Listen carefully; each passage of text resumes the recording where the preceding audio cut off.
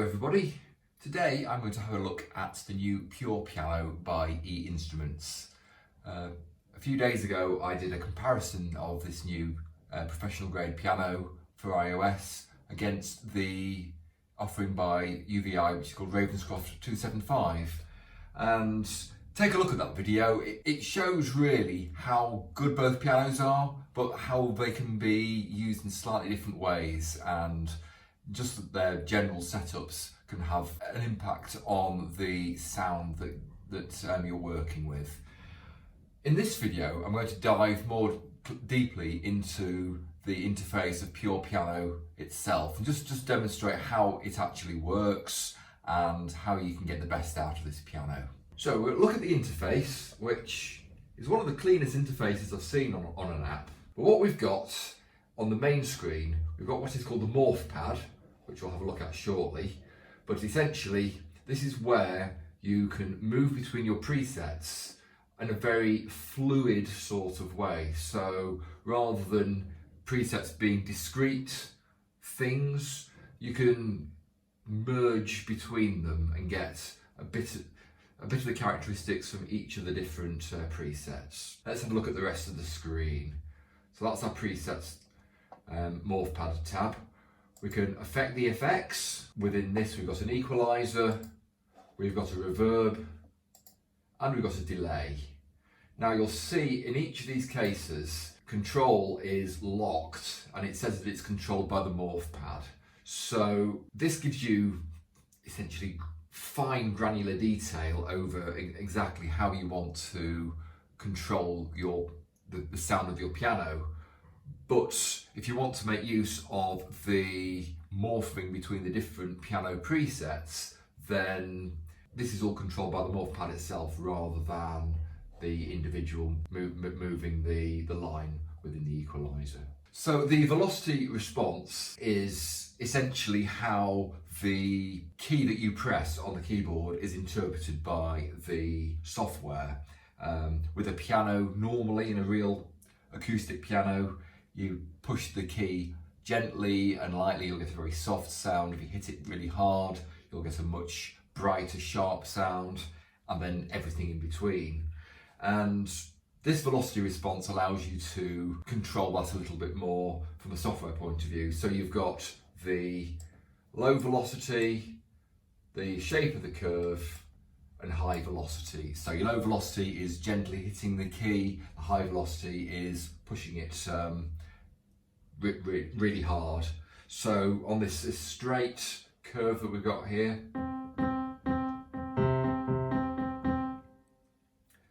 if we bring the low velocity up, so that this is essentially compressing the difference between if you press the key gently and if you press it really hard. So I'm only just tapping that and it's a lot more present than down there. Similarly, if we drop the high down,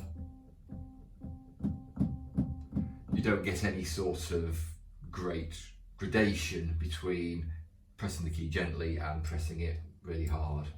If we change the curve, we can have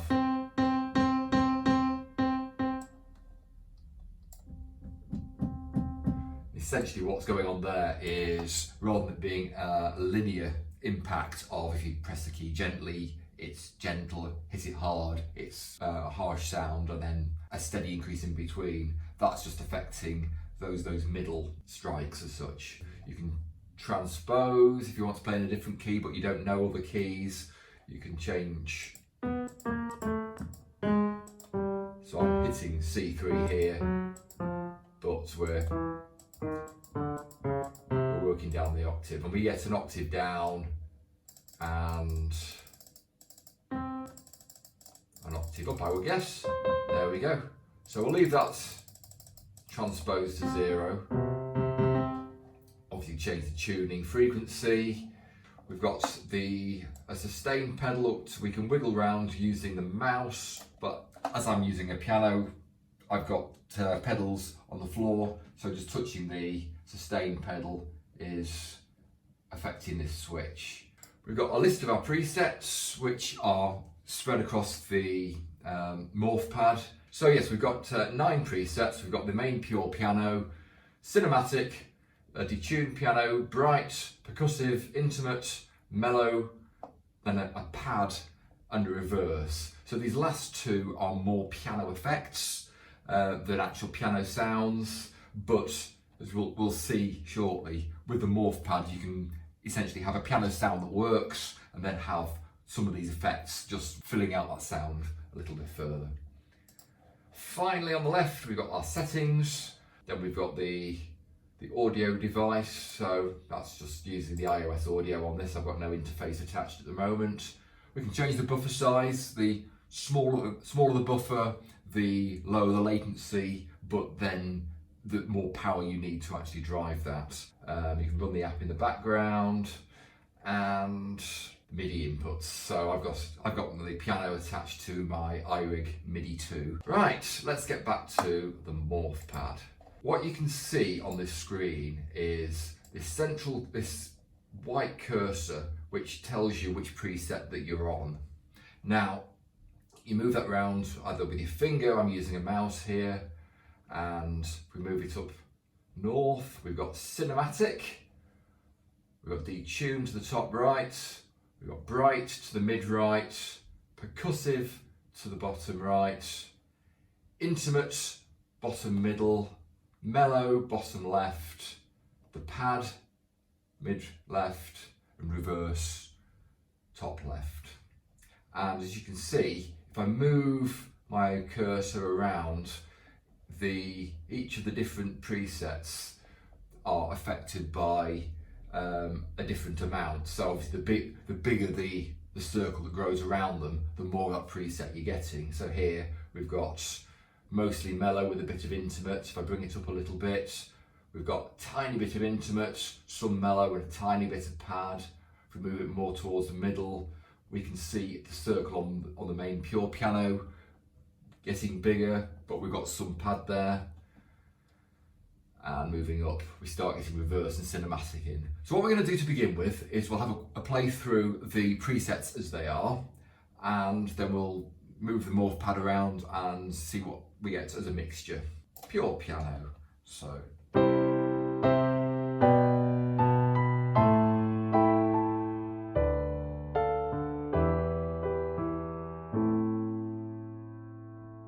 Very piano-like, as you'd expect. This is sort of your default sound.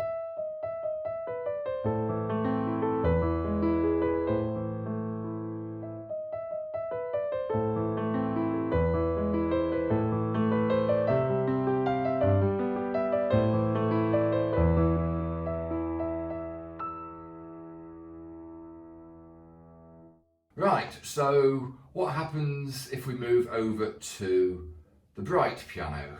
So as you can see, we're bang in the center on this preset, so we're just getting bright piano. So there's a lot more top end now. It's much livelier really. So let's try.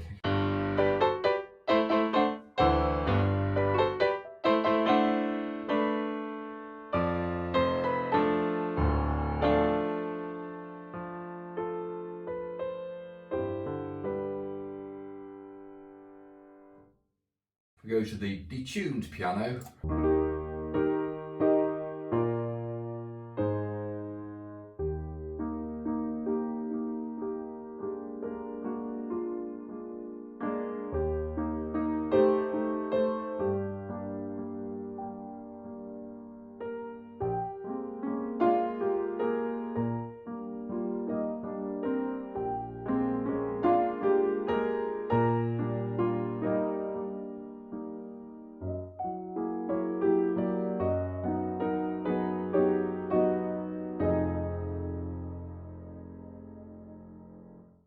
Percussive. Now this is a very sort of staccato sound.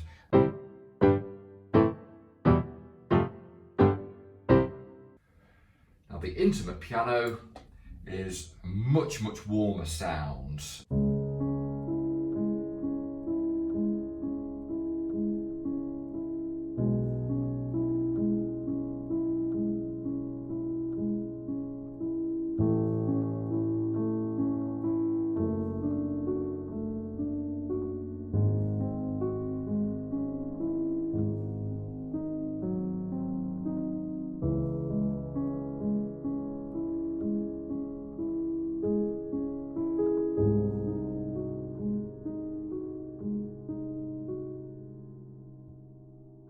in order to try and replicate the sound of the keys on the grand piano, there's additional noise added into the patch itself. I'm not that fond on it, to be perfectly honest. If we move across to the mellow, this is actually quite similar to intimate, but there's less key sound and key noise there. And of course, if you wanted somewhere in between, the Morph Pad would allow you to select something in between. So we'll do Moonlight again and see what this sounds like in comparison.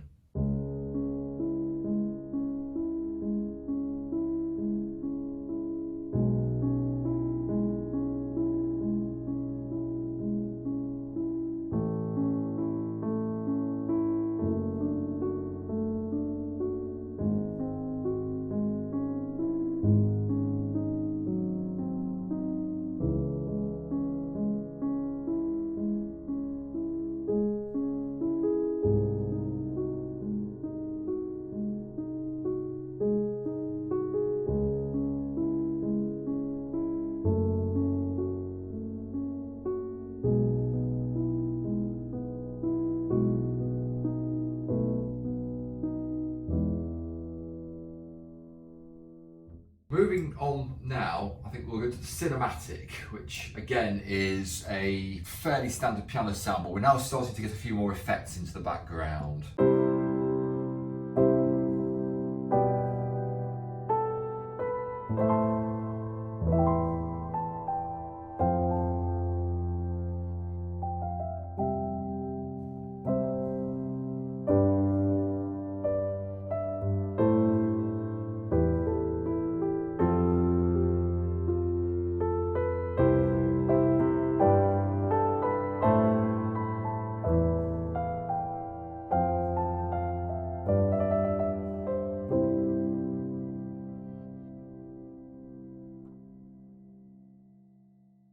Moving now over to the pad sound.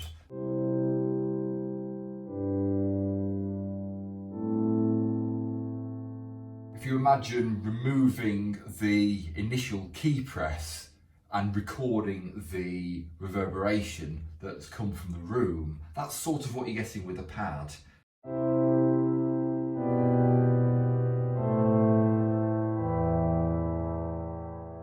Now on its own is probably something you wouldn't use, but you could then merge this pad sound into one of the other pianos, and that would give you a much sort of fuller sound within the piano. So if we do the pad with the pure, we might get something like this.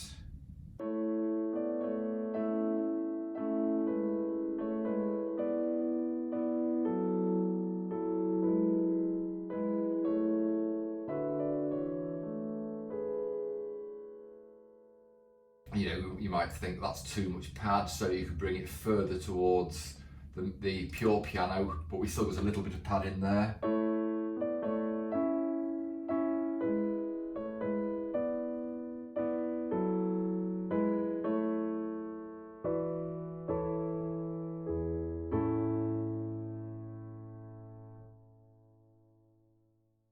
Now the last of the presets is the reverse piano. Now this is a sample-based app, and so essentially all this is doing is playing the sample that it's got in reverse. So if I hit a C chord, it's played backwards. It's finishing with the key strike.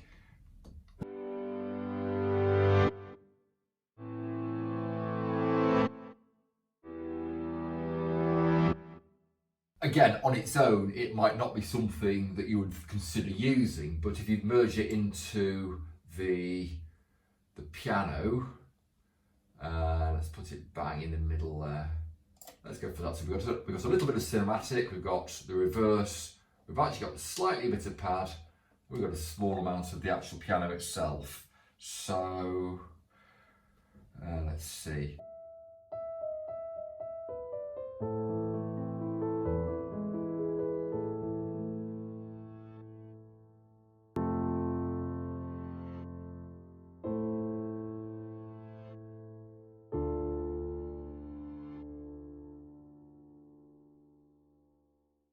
more cinematic and more reverse.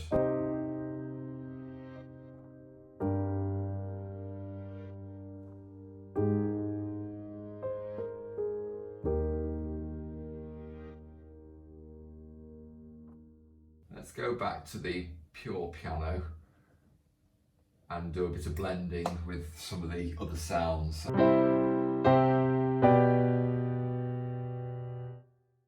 Piano on its own, put sort of a bit more bright in there.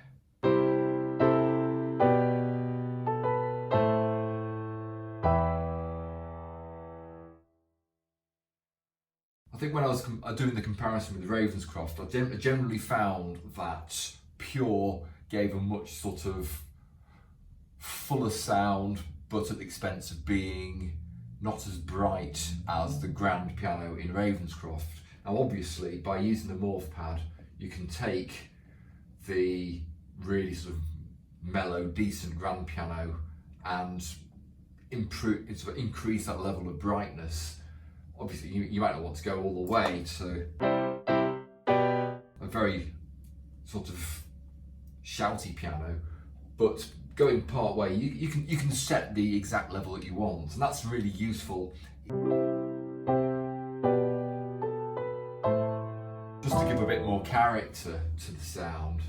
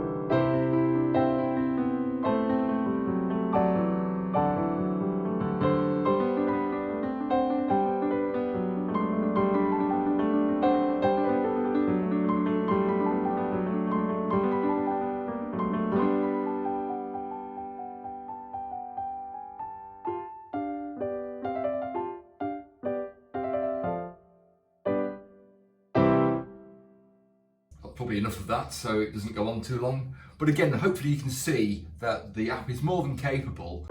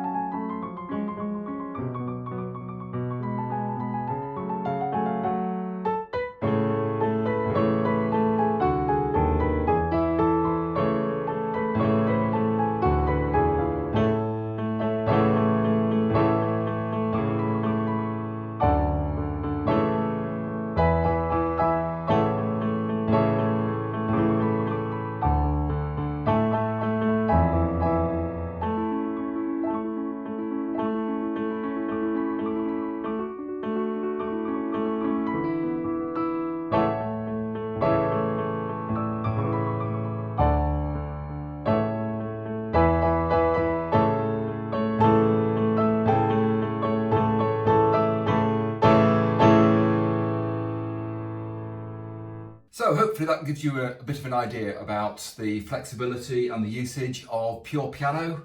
I've done it today purely as a piano instrument rather than trying to build a track that includes piano inside it, just so it exposes the sound rather than tries to hide it anywhere. I think it's a great sounding piano. There's a few bits and pieces that I would like to see different. I'm not, as I said earlier, I'm not a big fan of excessive key noise. I think, yes, it's one of those just because you can doesn't mean to say you should moments. Yes, it's a very sort of realistic thing, but in practice, do you really want it? It's questionable, but the sound morphing is a nice option. What would be good is if you could add your own presets and add them into the Morph Pad in place of some of the other ones, or move some of the existing patches around within the Morph Pad so you can merge different sounds to the ones which are already there. Maybe these things will come in an update, I'm not sure, but hopefully that's of some help to you. So thank you for watching. If you enjoyed the video, please hit that like button and please subscribe if you've not done so already for more content. And I shall see you in the next one. Thank you very much.